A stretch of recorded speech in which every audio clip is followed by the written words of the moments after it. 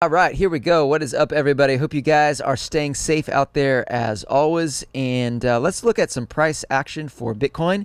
Right now, we are on the daily time frame, and I'm using the new Revan Ribbons price indicator tool, price projection tool, all of these things. Maybe I won't call it a price projection tool because none of this is financial advice, and these target zones, all the things we're going to look at, are not 100% accurate. They are just general bias to look for. All right, so something very important to note, none of this is written in stone. It's generally just kind of looking at probabilities of where target is likely to hit based on this indicator. We're going to look at how to adjust the settings in the indicator to maybe make it more useful, more helpful for different kinds of trading and different ideas. This is a very, very flexible indicator. And for beta users that are now currently have access to this indicator, I will go through some of the features of this just so you kind of know what some of these crazy things inside the indicator do. I want to note, though, there will probably be a lot of these, maybe a few of these parts of the indicator that prove themselves not to be super useful, and I end up taking out, refining, changing, all of the above. So for beta users, again, nothing's locked in stone, so don't get too comfortable and too used to everything. But this is why I need your help to find out what is useful, find out what is confusing, all of the above. So again, if you're a beta user of this, please continue to provide any feedback you have, and hopefully this video is helpful for kind of as you're starting to use this indicator. I will say I'm generally most comfortable right now using it on a daily time frame. That's just the most time that I've spent with the indicator is on the daily time frame. It can work in a lot of different time frames and all of that stuff, but you probably will have to adjust the settings a bit more, and it's important to know when you're adjusting the settings what is useful and helpful. So we'll probably go over that. But before we do, let's get into kind of looking at some price action and what I said, price predictions, or at least general probabilities of where price might head. All right, so last video, we looked at the price targets here, and the last one did get hit. So this previous blue, very light box with a very light outline on it is the previous short-term target, okay? So that's what's happening right there. And that, I think in the last video, was calling for some upside. Unless the video was a long time ago, I actually I'm pretty sure it was calling for some upside. Regardless, I do know the last couple times this short-term target was actually hit, so it's been doing pretty well. Currently now the short-term target is in what we call the neutral zone, and even though you can see there's a little box here that's outlining a target, it's not super highly likely. We'll see what happens on the next bar closure, and this indicator has, you can either, for the short-term target frequency, you can either say real-time, quarter bar, half bar, or bar close only. I like having it on bar close only because that way it doesn't jump around a lot as it's getting new information. If you guys are, trading it maybe and want to have a really short-term bias, you can try it on real time. But I would really, really, really recommend you go into bar replay, going like months back and just watching interaction with the price and the targets and just seeing how it works. And one way I found useful is kind of outlining a bit where the target calls for, and then seeing if that actually gets hit. That way you kind of you don't have as much bias as price targets are moving around. And maybe we'll have time to get into that some of this video. Probably not. We'll probably just do that in another video. But yeah, so that's my general thought on things. Okay, so let's look at price and some interactions with these this indicator and the default settings. Right now, again, it's not really super dialed in. We can dial it in a little bit more later. But with the general default settings, right now, something that I have noticed that is really interesting is once price closes well into what I call zone 2, or maybe I'll call it zone 1. A lot of these names are still being worked out. I would call this the mid zones. Yeah, maybe support zone 1 right here. Okay, so that's anywhere in between the master support band and the second support 2 right there.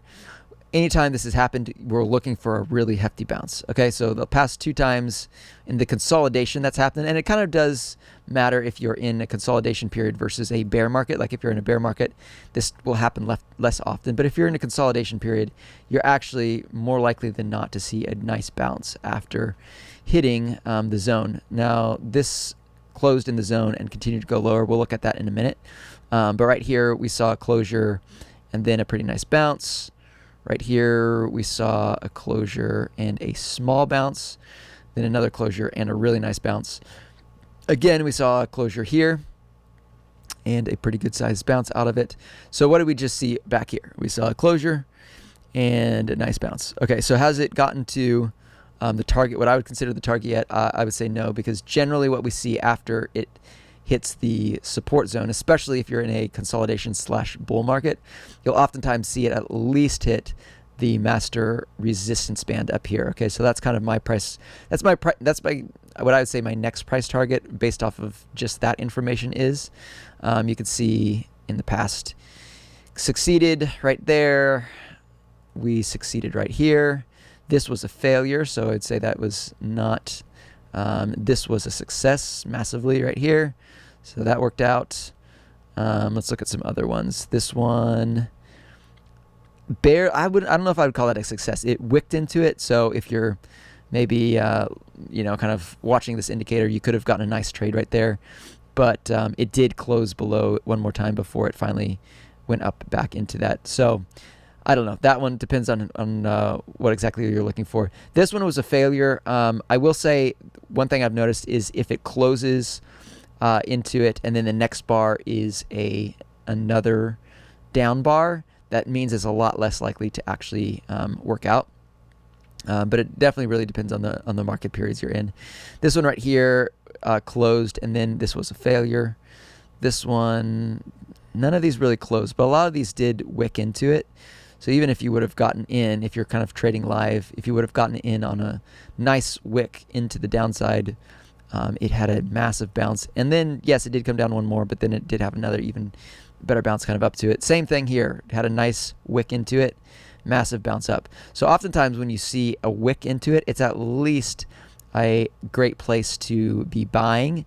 Now, do you want to wait until it touches the resistance band to sell? Do you want to wait till it touches the midline band to sell? I would say the midline band is a lot more likely to be hit, and those are still really, really great trades. Even this right here would have been a nice trade, wicked into it again even here. Well, I guess that was, you didn't really quite see it wick back there. So maybe you bought here, you waited for it to actually wick into it up here, so you probably would not have bought there. Then you waited until it wicked into it again. You could have bought back there, waited till it closed up there, or so on and so forth. Okay, so these are general thoughts. Again, this one right here wicked into it, and then even in that same bar already went up and closed. So these are really, really highly likely bounce zones. And again, it is important to note some of these, this would have been a nice wick into it and it would have continued lower. So I would have thought that might be an invalidation if it started to wick even lower. That would have been probably a little bit of a loss. Say you bought somewhere in here, it could have been a 5% loss or so if you were playing this strategy. But that's something to that I've at least found very interesting for general price interaction. So this one's already hit the midline, so it kind of hit that. Will we see it hit the resistance? I think actually there's a possibility. There's a likely possibility we might see it hit that resistance band and then kind of come down and play some sideways. We can see this, what I call the long-term pattern. We can see that it's calling for price to stay in the 112 to 116.5 range for a while. So maybe based on all that I know, price bounces up a little higher, kind of comes back down into this zone. Maybe price kind of consolidates a little bit in this zone and then wicks higher. But yeah, all that to say, I do think price will probably not likely go below 112K for a while here. It's looking like, again, according to this indicator on this time frame, lots to learn and go from there. So, but I like putting out videos giving some statements like that, so then I can kind of look back and learn and see, was what I was saying and presuming accurate or was it not. So these videos, I'm going to start using this indicator a bit more at the beginning, just to kind of make a little bit of even a journal for myself to see what calls are accurate and not, and learn and grow from there. So as you guys follow along, it might be a fun and interesting journey to go on together. If you are not subscribed, this is the point I say that it would be awesome if you just hit that like button, hit the subscribe button if you want to stay up to date on kind of my trading journey with this specific tool. And there's lots of other tools to use. If you look at the description below, have lots of really, really incredible strategies built. So, all right, all of that is done for now. Let's look at a couple other time frames real fast. I'm going to just hit refresh on this page, get rid of all this stuff. And we'll look at the 2-day time frame. The interesting thing about the 2-day time frame is it is calling for upside a bit sooner. Well, I say a bit sooner. It is calling for upside actually in the next, where is my measuring tool? Calling for some upside in the next 10 bars, which is up to the 25th. To go, it might even just barely wick into this. It's 120K area, but could even go as high as 126 area. So on the 2-day time frame, it is calling for a bit more upside. So who knows? Maybe we see a bit of upside, then some back down consolidation down here, and then up. But the cool thing about this is you can kind of see it really playing well with the bands as well. So this, again, on the default settings, there's a lot of really interesting things you can try here. And again, maybe we'll get into that later, but let's just kind of look at the general reaction to the bands over the past. We had a wick into the support band. Now on the 2-day time frame, since it's a higher term time frame, you see it a bit less often go into this zone, especially in the past, what would that be, since May. We saw the actual master support band being the main resistance. So it kind of played in between these two bands, wicked and bounced again into that, and then had another great bounce up.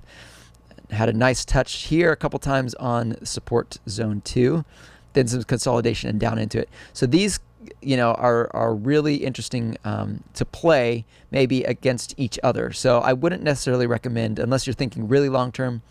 Maybe you could think of it very, very long term. Say, okay, it had a touchdown into support band. I'm going to wait until it wicks up into the resistance band too. Now you're going to get bigger trades, but you're going to probably get some more failures in there. So that would have been a nice, 16% trade. Would have been a really great trade right there. However, you would have had to deal with some volatility. And if you would have just done this short trade, say master support to master resistance, you could have had a nice 8% trade, and then you could have bought in back here, and this would have been another nice 8% trade. So again, you would have made about the same amount there trading that. Say you waited here for it to wick into support. So far, we've had a 3%, 4% bounce. We'll see. Maybe we'll get another 8% trade back up to 120K area. But yeah, let's kind of keep going back here and looking at more places where it played between the bands. You can see up here, it showed some bullish. I would say once it's in, especially if you're in a bear market, it's kind of important to know what kind of market you're in. If you're in a bear market and you're wicking and you're closing into the resistance zone 1, it kind of came back and wicked down here into the support band, and then played a little bit of sideways and then up into that, wicked again into it, played up and sideways. Then we got into our consolidation here, where if you would have bought back in there, that would have been a pretty long trade where you would have been in the red for a while. But it did actually fulfill and hit the price target. So it's just something interesting, and you can kind of know what kind of markets you're in just by looking at this indicator in this tool. So I would say generally you're in a actually another maybe I'll look at that later. Yeah, I'll look at that later. If you're in a bit of a more bearish posture, if you're going into resistance zone 1, you could see once it closed in resistance zone 1, we had a lot of sideways and down. You're kind of in a bit of a bullish posture when you're in the support zone 1. And then if you're trading in the middle, you can maybe try to make some trades off of just the general mid-range and using the general master support and resistance band. So again, if you're going to use this indicator, it just takes what I would recommend doing is taking this marker or whatever, looking at a general way that you might play the market, and just kind of going back and taking notes. Like, okay, this is what I did here, hit this, it failed there, put X's, maybe use some markers, whatever it is, and kind of build some ideas off of that. And another thing that's really, really helpful is using this AI machine learning. So as the bands come default right now, I think those settings are off, or they should be. And as they come default, it's still pretty useful. But if you start going into the Exponent AI, the ATR frequency, and all of these tools right here, you can really, really dial in these bands to be super helpful. So I'm going to look at that real fast, and maybe we'll mess with this a little bit. Okay, so yeah, let's go ahead and kind of, you can see the bands got actually a lot more smooth, but they got closer together. But the bounce zones are getting pretty useful. Some of these are still not. I'm kind of just start looking for patterns and then start making adjustments. So that's how I look at. I'm going to refresh this, get rid of all of those stupid markings. Okay, let's just do one at a time. Let me turn on the machine learning, and then we'll kind of go from there. Okay, so just with machine learning on, let's kind of look and see where the bands were respected and where they were not. So recently, it looks like pretty helpful, but it's not. It's closing below. It's not like super, super helpful for respecting the bands and bouncing off of them. So one way you could use this is just for trying to get the bands so that it's generally, instead of closing below and above, it does look like the resistance is actually pretty well. Yeah, the resistance is generally being super respected. So it's either going between those or it's going between those. So the resistance bands seem like it's actually pretty great on this. It's just the support bands that might need to be adjusted. So yeah, there's multiple ways to do that. One is you can look at the resistance layers here. You can look at adjusting this. You might put that at 100. Might update the Exponent AI, the ATR frequency. I have found that sometimes putting that at 5 is a nice. That actually didn't change too much, huh? That's interesting. That actually might be a bug, because this actually should be making changes. All right, well, I'm going to look at that afterwards, because that it looks like something to do with the ATR is making this not work out super well. But anyway, okay, let me put that back at 5. I found that 5 is kind of a nice ATR frequency where the bands are generally respected, and you can see here now these lower bands are generally being pretty respected here. So the bounces usually come in at a band area, which can be helpful if you're looking just to play off of the bands, especially on wicks. Another thing to do would be turn on the adaptive smoothing, and just see how that goes. You can put it on the daily time frame, you can put it on other time frames, and see how it all goes. So that's probably, I'll leave it off of there for now. This again has just a lot of incredible use case scenarios, and as I develop it more, should be even more helpful and useful. But for those, again, in beta testing, thank you so much for being a part of it. Please feel free to look at adjusting all of this stuff and trying it out and seeing how it works. I would recommend, again, picking a time frame, picking one thing, and just messing with a bunch of settings until you find some patterns, things you find useful, and going from there. I won't get into the tool too much more today. Maybe I'll make a video just for y'all doing the beta testing to explain the settings a bit more, but I want to keep the video on the shorter side, even though it's decently long now. Okay, as I said in the beginning, stay safe out there. Please like and subscribe, and I look forward to seeing you all in the next video.